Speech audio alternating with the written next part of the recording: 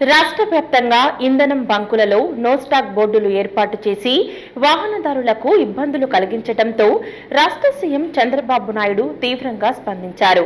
దీంతో జిల్లా అధికారులు పలు పెట్రోల్ బంకులను తనిఖీలు నిర్వహించి ప్రజలకు సజావుగా పెట్రోల్, డీజిల్ అందే విధంగా చర్యలు చేపట్టారు.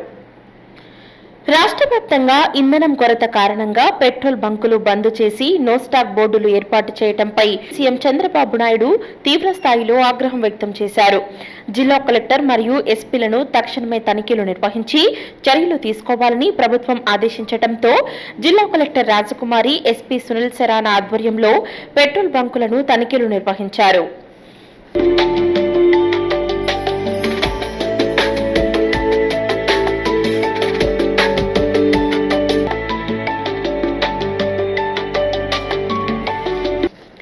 దీంతో పెట్రోల్ బంకులో యజమానులు వాహనదారులకు ఎటువంటి ఇబ్బందులు కలగకుండా పెట్రోల్, డీజిల్ అందజేశారు.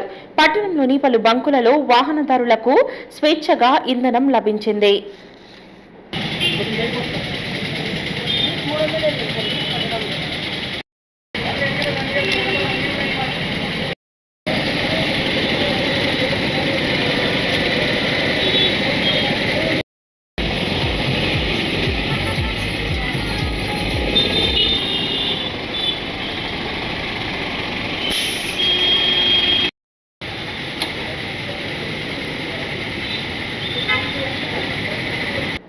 పెట్రోల్, డీజిల్ ను బ్లాక్ మార్కెట్ కు తరలిస్తే కఠిన చర్యలు తప్పవని అధికారులు హెచ్చరించడంతో బంకు యజమానులు అప్రమత్తమై వాహనదారులకు పెట్రోల్, డీజిల్ అందజేశారు. సోమవారం ఎటువంటి ఇబ్బందులు లేకుండా వాహనదారులు ఇంధనాన్ని నింపుకున్నారు.